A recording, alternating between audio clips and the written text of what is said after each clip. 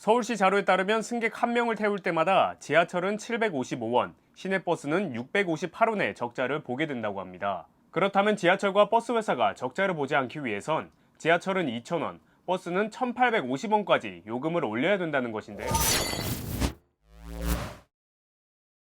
서울시가 8년 만에 대중교통 요금을 올리겠다고 밝혔습니다. 버스 기본 요금은 300원, 지하철 기본 요금은 150원씩 인상되지만 거리에 비례하여 적용되는 거리당 추가 요금은 동결됐습니다. 이외에도 광역버스, 심야버스, 마을버스 또한 요금이 인상된다고 하고 인상된 요금은 버스는 8월 12일, 지하철은 10월 7일부터 적용된다고 합니다. 서울뿐만 아니라 전국의 지자체들의 교통요금 또한 오른다고 합니다. 대부분의 지역에서 택시요금 인상이 예정되어 있고 인천시와 경기도, 부산시와 울산시는 지하철과 버스 요금을 인상하는 방안을 검토 중이라고 밝혔습니다. 서울시를 비롯해 전국의 대부분의 지자체들이 교통요금을 올리려고 하는 이유는 대중교통업체들의 만성 적자 때문입니다. 그래서 오늘은 대중교통회사들이 처한 상황을 알아보고 요금 인상 방안이 과연 올바른 해답인지에 대해서 알아보시겠습니다.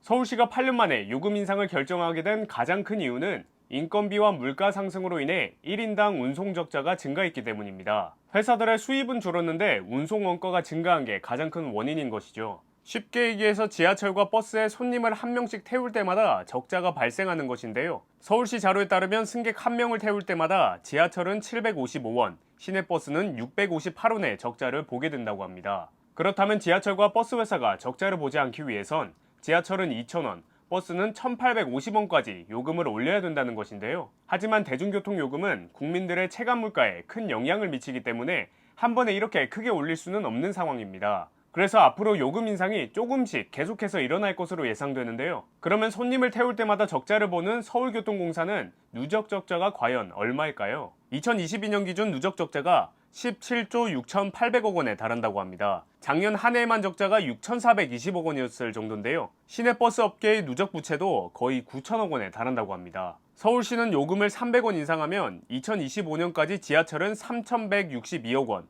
버스는 2,481억 원의 적자가 감소할 전망이라고 합니다. 오세훈 서울시장은 지난 1주년 기자간담회에서 낮은 수준의 대중교통 요금을 유지하고 싶지만 더 이상 버티기 힘든 적자 구조 때문에 어려운 결단을 했다며 300원 정도는 올려야 적자 상태를 해소할 수 있다고 밝혔습니다. 다른 지자체 상황도 보시면 인천시도 최근 2년간 연평균 운송 적자가 1,760억 원까지 증가했고 대구시도 운송 적자가 매년 크게 증가하고 있어서 요금 인상이 불가피하다는 입장입니다. 대구시 관계자는 원래 5년 주기로 요금을 인상했는데 코로나 때문에 생긴 서민 부담을 감안해 7년간 요금을 묶었다면서 다른 시도의 상황도 비슷할 것이라고 전했습니다. 따라서 모든 지자체에선 이러한 적자 구조를 개선하기 위해서 요금 인상이라는 방안을 채택했습니다. 하지만 요금 인상에만 기대선 안 된다는 목소리가 나오고 있는데요. 왜냐하면 대중교통이 만성 적자를 보는 이유가 오직 요금 때문이라는 것은 아니라는 입장이기 때문입니다. 그래서 먼저 지하철이 만성 적자를 보는 이유로 항상 손꼽히는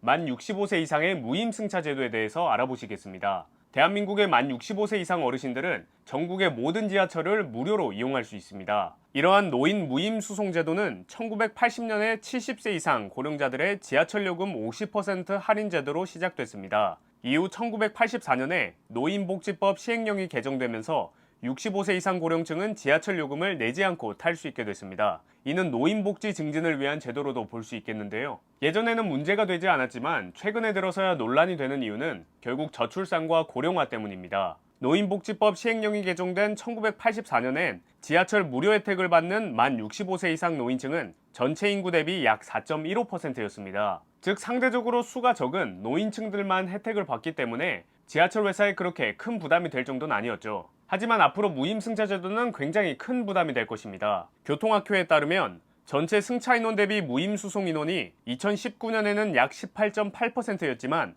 2050년에는 약 43%로 2배 이상 증가할 것이라고 추산했습니다. 따라서 2050년엔 대략 절반이 넘는 사람만 돈을 내고 타고 절반이 조금 안 되는 숫자는 돈을 내지 않고 타게 되는 것입니다. 이러한 이유는 저출산과 고령화로 설명이 가능합니다. 과거 4%에 불과했던 만 65세 이상 인구 비율이 현재는 18.4%에 달했습니다. 게다가 저출산과 고령화로 인해 젊은 층은 줄고 있고 노인들은 증가하고 있어서 앞으로 이 비율은 더 빠르게 증가할 것이기 때문에 무임승차 제도를 바꿔야 한다는 주장이 나오고 있는 상황입니다. 만 70세 이상으로 기준 나이를 높이고 만 65세부터 69세까지는 요금의 50%를 할인해주는 방향으로 바꾸자고 전국의 지자체들은 요구하고 있는 상황입니다. 또한 서울시는 이번에 요금 인상을 최소한으로 하기 위해서 정부의 무임승차로 인한 손실분을 보전해달라고 요구하고 있는 상황입니다. 하지만 정부는 대한교통학회의 보고서에 따라서 무임승차가 지하철 적자 원인의 근본적인 원인이 아니라고 주장하고 있습니다. 대한교통학회 보고서에 따르면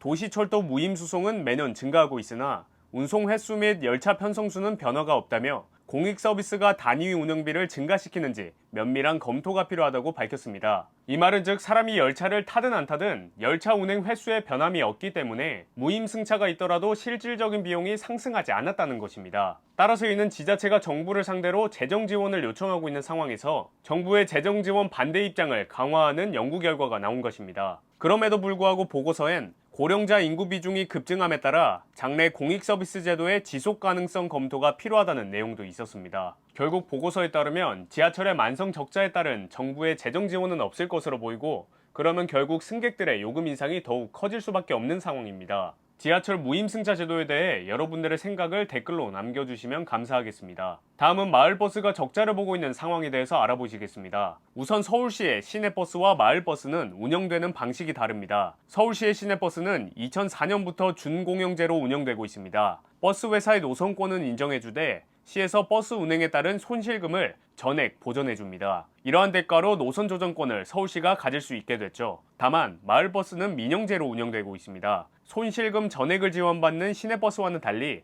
마을버스는 적자가 난 금액의 일부분만 서울시의 지원을 받습니다. 민영제로 운영되고 있는 마을버스 회사가 왜 서울시의 지원을 받고 있는 것일까요? 그 이유는 바로 대중교통 환승 시스템 제도 때문입니다. 환승으로 인해 줄어든 수익의 일부분을 서울시가 보전해주는 것이죠. 만약 한 승객이 마을버스만 타게 되면 마을버스 회사는 900원의 수익을 다 가져갈 수 있지만 승객이 시내버스나 지하철을 환승하게 되면 마을버스 회사가 가져가게 되는 수익은 줄어들게 됩니다. 즉 승객이 환승을 하면 할수록 수익이 줄어들게 되는 것이죠. 그런데 마을버스의 환승률은 65%에 달하기 때문에 서울시의 지원이 필요할 수밖에 없는 상황입니다. 따라서 서울시는 마을버스 한 대를 하루 운용하는 데 드는 운송 원가를 책정하고 이보다 수입이 낮은 노선에 한정해서 일부를 지원해왔습니다. 하지만 최근에 코로나19로 인해서 서울시가 마을버스를 지원하는 금액은 늘어났지만 마을버스의 적자는 감당할 수 없을 정도로 불어났다고 합니다. 그러다 보니 회사는 버스 운행 횟수를 줄이기 시작했고 수입이 줄어든 기사들은 다들 떠나갔다고 합니다. 서울시 자료에 따르면 마을버스 196개 노선이 2019년 대비 약 20%씩 운행 횟수가 줄어들었다고 합니다. 버스 5대 중 1대는 차고지에 멈춰있는 상황인 것이죠. 한 관리부장은 지속적으로 사람을 모집해도 지원하는 사람이 없고 일하던 사람들은 더 나은 처우를 받고 싶어 해서 시내버스로 이직하는 추세라며 일하는 환경과 조건이 좋지 않으니 누가 마을버스 운전기사가 되고 싶어 하겠나고 말했습니다. 이런 상황이다 보니 마을버스 앞에 현수막을 내걸고 요금 인상을 요구하고 있는 상황인데요. 다만 마을버스 요금 인상이 근본적인 해결책이 아니라는 의견이 있습니다. 교통산업정책을 연구하는 MPO 공공교통네트워크의 김상철 정책위원장은 현 상황에서 어느 정도 요금 향상이 필요한 건 사실이지만 결국 요금 인상도 궁극적인 해결책은 아니라고 밝혔습니다. 마을버스가 큰 손실을 겪고 있다는 걸 부정하는 게 아니라 그럼에도 왜 아직 노선을 포기하지 않고 문을 닫은 업체가 나오지 않는지 생각해봐야 한다고 말했습니다. 계속 적자를 봄에도 불구하고 마을버스 회사들이 사업을 접지 않는 이유는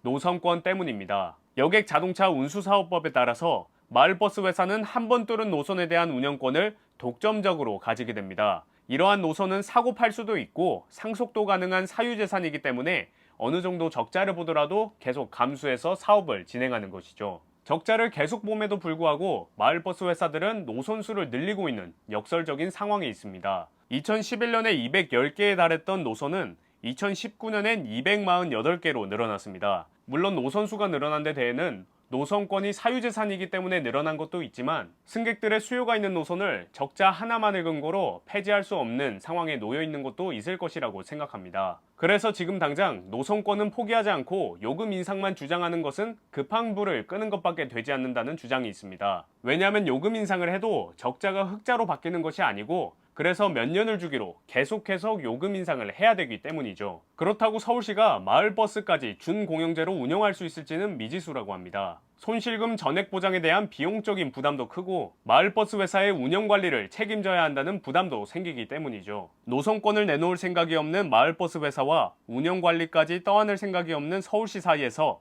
공공교통 네트워크는 민영제와 공영제가 공존하는 방식을 도입하자고 제안합니다. 민영제를 기본으로 하되 적자가 심한 노선은 시에서 사들여 공영제로 운영하자는 것입니다. 이렇게 조금씩 공영 노선의 비율을 늘리면 공공의 수요에 맞게 노선을 재정비할 수 있다는 것이죠. 이는 실제로 경기도 화성시에서 이미 실행 중인 정책이라고 합니다. 마을버스 적재에 대한 여러분들의 의견 또한 댓글로 남겨주시면 감사하겠습니다. 오늘은 서울시를 기준으로 지하철과 버스 요금이 인상될 수밖에 없는 배경에 대해서 알려드렸습니다. 대중교통 요금은 국민들의 체감 물가에 큰 영향을 끼치기 때문에 그냥 쉽게 막 올릴 수는 없는 상황인데요. 하지만 근본적인 해결책이 나오지 않는 이상 적자는 계속 누적될 것이고 그러면 결국 그 부담은 국민들이 지게 될 것입니다. 다른 나라에 비해 값싼 교통비를 유지하기 위해선 정부와 시의 근본적인 해결책이 나와야 할 것 같습니다. 그래서 근본적인 해결책이 나올 수 있도록 국민들이 이 사안에 대해서 많은 관심을 가지길 바라며 저는 다음 영상에서 찾아뵙겠습니다. 최소한의 시사를 제가 쉽고 간결하게 알려드리겠습니다. 구독을 통해 매주 뜨거운 시사를 확인하세요.